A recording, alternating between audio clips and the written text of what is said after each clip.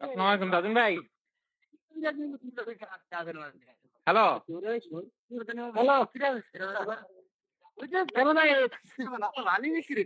ওই হাতে কথা কও আমার সাথে।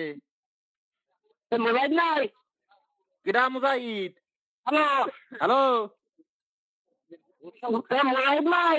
ওরে কোনে মুজাহিদ? ওরে আমি মুজাহিদ না, আমি হাতে